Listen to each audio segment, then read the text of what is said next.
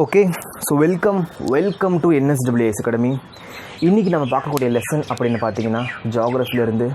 So ஜியாகிரஃபியில் earth, universe, Galaxy இந்த topic தான் நம்ம பார்க்க போகிறோம். இதிலிருந்து 2+ கொஷின் கேட்கப்பட்டு இருக்குது. ஆல்ரெடி குரூப் 2ல் 2016 ஒரு கேள்வி கேட்கப்பட்டுச்சு. அதுதான் என்னென்னா, எந்த ஒரு பிளானட்டை நம்ம நேக்கட் ஐஸால் பார்க்க முடியும் அப்படின்னு கேட்டிருந்தாங்க. அதுக்கான விடை என்னென்னு கீழே கமெண்ட் செக்ஷனில் கமெண்ட் பண்ணுங்கள். பட் நான் இதிலே சொல்லிடுறேன். வீனஸ் 2016 கேட்கப்பட்ட கேள்வி. இப்படி நம்ம நடத்தும் போது நான் ப்ரீவியஸ் கொஸ்டின் அப்புறம் அனலைசிஸ் பண்ணி ப்ளஸ் NCERT நம்ம படிக்கிறதுனா TNPsc தான். அதுக்கு நம்ம விஷயத்தை தெரிஞ்சிக்காமல் போயிட முடியாது இல்லையா? அதனால் எல்லாமே கம்பேரிசன் பண்ணி நான் படிக்கிறதும் சேர்த்து தான் நான் கொடுத்துருப்பேன். எப்போவுமே இவங்க கொடுக்குற டாப்பிக்கை பார்த்தா போதும்ப்பா, இதுலேருந்து வேறு எதுவும் வராதுப்பா அப்படிங்கிற ஒரு இது வேணும். அதனால தான் இதை ஃபுல்லாமே நான் பார்த்து அனலைஸ் பண்ணி எடுத்துகிட்ருக்கேன். ஓகேவா? So Day 1, Day 2, Day 3, Day 4, Day 5, Day 6 வரைக்கும் crash course TNPsc free crash course சக்ஸஸ்ஃபுல்லாக முடிச்சிருக்கிறோம். இன்றைக்கி Day 7 இருக்கும். நாளைக்கு Day 8 அன்றைக்கி இந்த 7 நாள் படித்ததுக்குரிய டெஸ்ட்டு நாளைக்கு இருக்கும். ஸோ போத் தமிழ், இங்கிலீஷ் எந்த ஒரு பார்சாலிட்டி இல்லாமல் நாளைக்கு டெஸ்ட் இருக்கும். ஓகேவா? ஸோ அதை பற்றின டீட்டெயில்ஸ் நம்ம நாளைக்கு பார்க்கலாம். நம்ம டாப்பிக்குள்ளே போயிடலாம். அதுக்கு முன்னாடி எனக்கு நல்ல ஒரு ஆதரவு கொடுத்துட்ருக்க எல்லா நல்ல உள்ளங்களுக்கும், நெஞ்சங்களுக்கும், எல்லா மக்களுக்கும், மாணவர்களுக்கும் என்னுடைய மனமார்ந்த நன்றியும் வாழ்த்துக்களும் தெரிவித்துக்கொண்டு இந்த வீடியோ நான் ஆரம்பிச்சிடுறேன். சரிங்களா? ஸோ இந்த எர்த், கேலக்ஸி, யூனிவர்ஸ் அப்படின்னு பார்த்தீங்கன்னா உங்களுக்கு மெயினாக நீங்கள் தெரிஞ்சுக்கூடிய விஷயம் அப்படின்னு பார்த்தீங்கன்னா பிக் பேங் தியரி அப்படிங்கிறது தெரியணும். இந்த பிக் பேங் தியரி உங்களுக்கு தெரியணும் அப்படின்னா நீங்கள் ஒரு விஷயம் தெளிவாக இருக்கணும். அது என்னங்கிறத பாருங்கள். ஸோ இப்போ நான் எங்கே இருக்கேன்? நான் என்னையே எடுத்துக்காட்டேன். நான் இப்போ எங்கே இருக்கேன்? நான் சேலமில் இருக்கேன். இப்போ சேலம்ங்கிறது எங்கே இருக்குது? தமிழ்நாட்டில் இருக்குது. தமிழ்நாடு எங்கே இருக்குங்க? இந்தியாவில் இருக்குது. இந்தியாங்கிறது எங்கே இருக்குது? ஒரு காண்டினென்ட்டில் இருக்குது. ஏஷியாங்கிற ஒரு காண்டினென்ட்டில் இருக்குது. இந்த காண்டினென்ட் எங்கே இருக்குது? எர்த்தில் இருக்குது. இந்த எர்த்து எங்கே இருக்குது? ஒரு சோலார் சிஸ்டத்தில் இருக்குது. சோலார் சிஸ்டம் எங்கே இருக்குது? கேலக்ஸியில் இருக்குது. கேலக்ஸி நிறைய கேலக்ஸி இருக்குது. அதில் எந்த கேலக்ஸியில் இருக்குது? மில்கிவே கேலக்ஸியில் இருக்குது. இந்த கேலக்ஸி எங்கே இருக்குது? இந்த மில்கிவே கேலக்ஸி எங்கே இருக்குது? யூனிவர்ஸில் இருக்குது. அவ்வளோதான் எண்டு. புரியுதா? எர்த்து என் ஊரிலேருந்து வேண்டாம், எர்த்துலேருந்து எடுத்துக்கோங்க. எர்த்து சோலார் சிஸ்டத்தில் இருக்குது. சோலார் சிஸ்டம் கேலக்ஸியில் இருக்குது. கேலக்ஸி இது அடிக்கடி கேட்குறாங்க. ஓகேவா? இந்த ஆர்டர் கேட்டாங்க அப்படின்னா ஃபஸ்ட் கிளாஸாக மார்க் வாங்கிட்டு போயிட்டே இருக்கலாம். ரொம்ப ஈஸி. நிறைய பேருக்கு குழம்பும். கன்ஃபியூஷன் ஆகாதீங்க, தெளிவாக. இவ்வளோ தான். இப்போ இந்த பிக் பேங் தியரி அப்படிங்கிறது பார்த்திங்கன்னா பெருவெடிப்பு கொள்கை. பெருவெடிப்பு கொள்கை இதில் உங்களுக்கு வார்த்தையிலேயே மீனிங் இருக்குல்ல. இதை பற்றி இதுக்குன்னு தனியாக ஒரு டாபிக் இருக்குது. பிக் பேங் தியரின்னு தனியாக டாபிக் இருக்குது. அதில் நம்ம எக்ஸ்பேண்டாக பார்க்கலாம். இப்போதைக்கு நம்ம தெரிஞ்சுக்கக்கூடியது என்ன அப்படின்னு பார்த்தீங்கன்னா, ஜஸ்ட்டு சிம்பிள் வேர்ட்ஸில் ஞாபகம் வச்சுக்கிற மாதிரி தெரிஞ்சுக்கோங்க. ஸோ ஒரு பெரிய ஒரு வெடிப்பு, ஓகேங்களா? ஒரு ஃபோர்ஸ் ஃபார்ம் ஆகி அந்த ஃபோர்ஸ்னால் வச்சுக்கோங்களேன், அதில் கல் மற்றும் ஸ்டோன்ஸு அப்புறம் நெருப்பு எல்லாமே சேர்ந்து ஜஸ்ட் ஒரு விர்ச்சுவலாக யோசிச்சு பாருங்கள். ஜஸ்ட் ஒரு பெரிய ஒரு பால் மாதிரி, ஓகேவா? ஒரு பெரிய ஒரு பால் மாதிரி அந்த நடுவில் ஒரு ஃபோர்ஸ் ஏற்படுது. நடுவில் ஒரு ஃபோர்ஸ் ஏற்பட்டு எல்லாம் எல்லாமே செதறி போயிடுச்சு. அந்த செதறி போனதில் சிலது இந்த மாதிரி பிளானட்ஸாக ஃபார்ம் ஆயிடுச்சு. ஸோ இந்த மாதிரி நிறைய ஆஸ்ட்ராய்ட்ஸாக, மெட்ராய்ட்ஸாக, காமெட்ஸாக எல்லாமே ஃபார்ம் ஆயிடுச்சு அப்படின்னு சொல்கிறாங்க. இது நான் ஜஸ்ட்டு சிம்பிள் வேர்ட்ஸில் தான் சொல்கிறேன். இது டீட்டெயிலாக நம்ம ஸ்பெசிஃபிக்காக சயின்டிஃபிக் டைமில் இதை பற்றி டாபிக் பேசும்போது பார்க்கலாம். இப்போதைக்கு இது மட்டும் தெரிஞ்சுக்கிட்டால் போதும். ஓகேவா? ஸோ இந்த பிக் பேங் தியரி அப்படிங்கிறது இவ்வளோ தான் சிம்பிளாக ஒரு பெருவெடிப்பு கொள்கை. சரி, அதிலிருந்து ஒன்று ஃபார்ம் ஆனிச்சு தானே எர்த்து. ஸோ எர்த்து தான் மற்ற பிளானட்டை கம்பேரிசன் பண்ணும்போது எர்த்து தான் வாழ தகுந்த ஒரு இடமா இப்போதைக்கு இருக்குது. அதில் தான் வாழ்ந்துக்கிட்டு இருக்கோம் சொல்லலாம். சரி, இந்த எர்த்து இப்போவுமே எக்ஸ்பேண்ட் ஆகிக்கிட்டே இருக்குது. நாளுக்கு நாள் இது எக்ஸ்பேண்ட் ஆகிக்கிட்டு இருக்குது அப்படிங்கிறாங்க. ஓகேவா? இது ஒருத்தர் சொல்லியிருக்காரு, எட்வின் ஹாபிஸ் அப்படிங்கிறவங்க இன்னுமே எர்த்து எக்ஸ்பேண்ட் ஆகிக்கிட்டு இருக்குது அப்படிங்கிற மாதிரி சொல்கிறாங்க. சரிங்க, நெக்ஸ்ட்டு இந்த பிக் பேங் தியரி, அதாவது ஏதோ ஃபோர்ஸ் ஏற்பட்டிருக்கு, அப்படியே செதறி எல்லாமே தனித்தனியாக ஃபார்ம் ஆச்சுங்கிறாங்க. இது ஒரு ப்ராக்டிக்கல் எக்ஸ்பெரிமெண்ட்டாக நம்ம ஏன் பண்ணக்கூடாதுன்னு சொல்லி 2010 May 20 டேட்டோட கொடுத்துருக்கேன் பாருங்கள். ரொம்ப இம்பார்ட்டண்ட்டு. May 2010 அதான் May 20, 2010 ப்ராக்டிக்கல் எக்ஸ்பெரிமெண்ட் நடத்தப்படுகிறது. LHC, அதுக்கு பேர் LHC, லார்ஜ் ஹெரடன் கொலைடர். ஒரு ப்ராக்டிக்கல் எக்ஸ்பெரிமெண்ட்.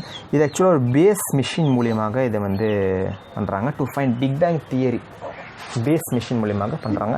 இந்த பேர் ரொம்ப முக்கியம், LHC, லார்ஜ் ஹெரடன் கொலைடர்.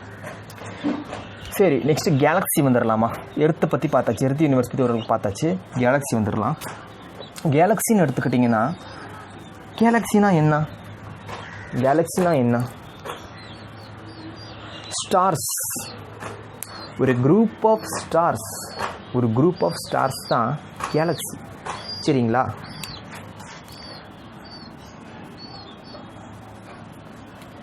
இந்த ஸ்டார்ஸை சோலார் சிஸ்டம்னு சொல்லுவாங்க. சரிங்களா? ஸ்டார்ஸை சோலார் சிஸ்டம்னு சொல்லுவாங்க. சரி, ஒரு நிறைய ஸ்டார்ஸ் சேர்ந்தது தான் ஒரு கேலக்ஸி. அப்படின்னா நிறைய கேலக்ஸி சேர்ந்தது தான் ஒரு யூனிவர்ஸ். சரிங்களா? அதில் ஒன் ஆஃப் த இது தான் வந்து என்னென்னா மில்கி வே நம்ம இருக்கிறது. சரிங்களா? ஓகே. இப்போ சோலார் சிஸ்டம் இன்னும் எடுத்துக்கிட்டிங்கன்னா இதில் ஒரு ட்ரிக் இருக்குது. உங்களுக்கு நிறைய பேருக்கு வந்து கோள்கள், இந்த பிளானட் அப்படிங்கிறது மறந்துடும், இது ஃபஸ்ட்டு வருது அப்படின்னு. ஜஸ்ட்டு ஒன்றுமே இல்லை, MVEM ஜேசன், அவ்வளோதான். சரியா? MVEM திரும்பி M நடுவில் மட்டும் VE. சரிங்களா? அப்புறம் ஜே சன், அவ்வளோதான். அப்புறம் Pங்கிறது வரும், அது வந்து ப்ளூட்டோ. அது டார்க் பிளானட்டு. அது என்னென்னாலும் அது எப்படி வந்து இந்த இதுக்கு வந்து இடையூறாக இருக்குது அப்படிங்கிறதும் பார்க்கலாம். ஸோ M ஃபார் என்னது உங்களுக்கு? மெர்க்குரி. சரிங்களா? V ஃபார் என்னது? வீனஸ். இங்கே இருக்குது, நம்ம தனியாக எழுதிட்டு. So Mercury, V for Venus, E for Earth, M for Mars, J for Jupiter, S for Saturn, U for Uranus, N for Neptune, P for Pluto. தமிழில் பார்த்திங்கன்னா மெர்க்குரிங்கிறது புதன், அப்புறம் வெள்ளி, பூமி, மார்ஸுங்கிறது செவ்வாய், அப்புறம் வந்து ஜூபிட்டரு, அப்புறம் வியாழன், அப்புறம் வந்து சனி. சரிங்களா? ஓகே. ஸோ இது உங்களுக்கு ஓகேவா? இது எல்லாம் விட்டுருங்க, இந்த கான்செப்ட்லாம் விட்டுருங்க. இது மட்டும் நீங்கள் தெளிவாக இருந்தால் போதும். Mercury, Venus, earth, Mars, Jupiter, Saturn, Uranus, Neptune, ப்ளூட்டோங்கிறது டார்க் பிளானட். இப்போது இது எல்லாமே பார்த்திங்கன்னா அவங்களுக்கு 8 இருக்கும். 1 2 3 4 5 6 7 8 பிளானட்டுமே சுற்றுது. இப்படி சுற்றுது. 8 பிளானட்டும் வந்து சுற்றிக்கிட்டு இருக்கு, சன்னை சுற்றிக்கிட்டு இருக்கு. ஆனால் இந்த ப்ளூட்டோ என்ன பண்ணுது? அப்படி சுற்றுது. புரியுதுங்களா உங்களுக்கு? நீ பாருங்கள், அழகாக அப்படி சுற்றிக்கிட்டு இருக்குங்க. இந்த ப்ளூட்டோ எப்படி சுற்றுது? இப்படி சுற்றுது. புரியுதா? நடுவில் இப்படி சுற்றிட்டு இருக்குது. திடீர்னு இப்படி சுற்றினா எப்படி இருக்கும்? புரியுதுங்களா? அதுதான் வந்து ப்ளூட்டோ என்ன பண்ணுதுன்னா டிஸ்டர்ப் பண்ணுது. கேட்பாங்க, எதுங்க டிஸ்டர்ப் பண்ணுது உங்களை? ப்ளூட்டோ தாங்க டிஸ்டர்ப் பண்ணுது உங்களை. ப்ளூட்டோ டிஸ்டர்பிங், அதனால தான் எடுத்தாச்சு. அதனால தான் லிஸ்ட் வந்து எடுத்தாச்சு ப்ளூட்டோவை. அது மட்டும் இல்லாமல் அது டார்க் பிளானட், சின்ன பிளானட் அப்படிங்கிறனால. சரிங்களா?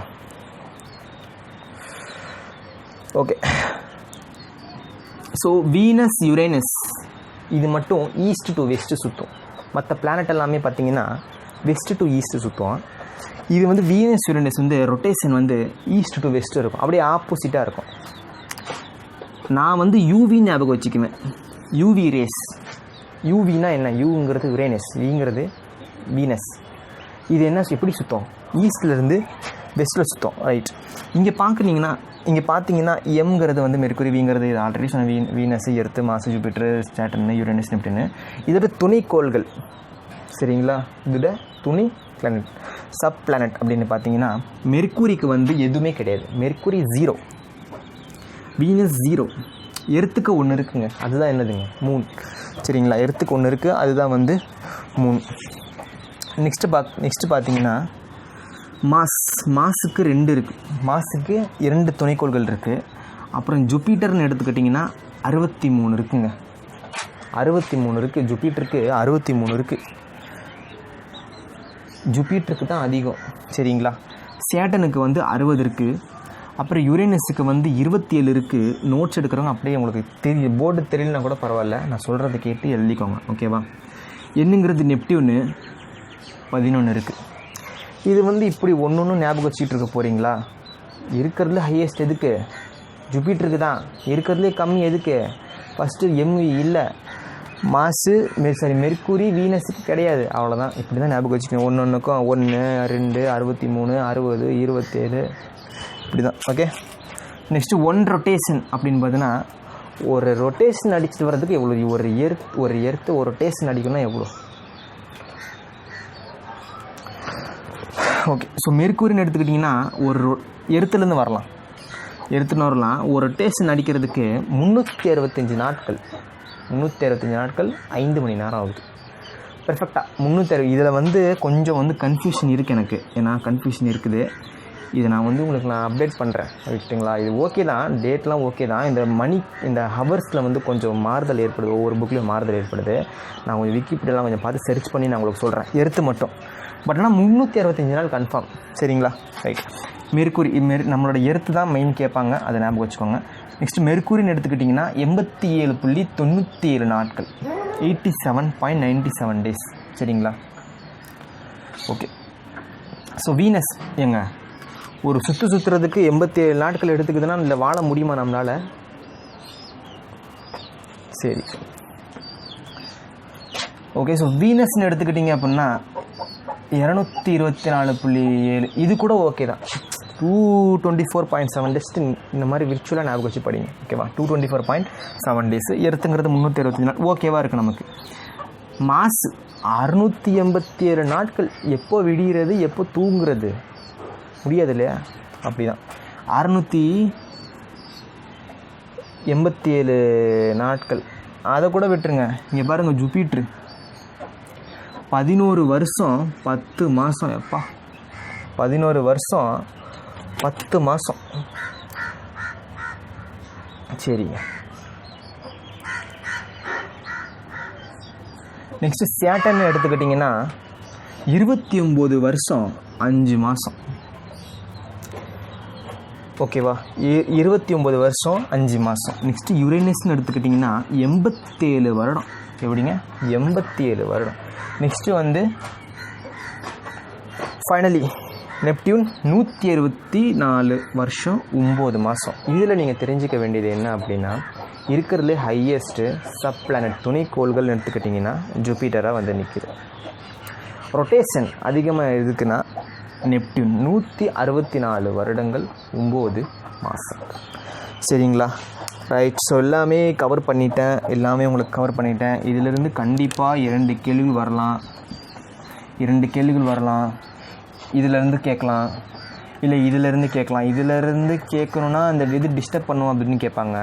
உங்களுக்கு இதிலேருந்து கொஷின் கேட்கணும் அப்படின்னா இந்த எட்வின் ஹாபிஸ் கேட்பாங்க. அப்புறம் இந்த எக்ஸ்பெரிமெண்ட் பேர் LHC பேர் கேட்பாங்க, ரைட்டுங்களா? அப்புறம் வேறு உங்களுக்கு கேட்குறதுக்கான வாய்ப்புகள் அப்படின்னு பார்த்தீங்கன்னா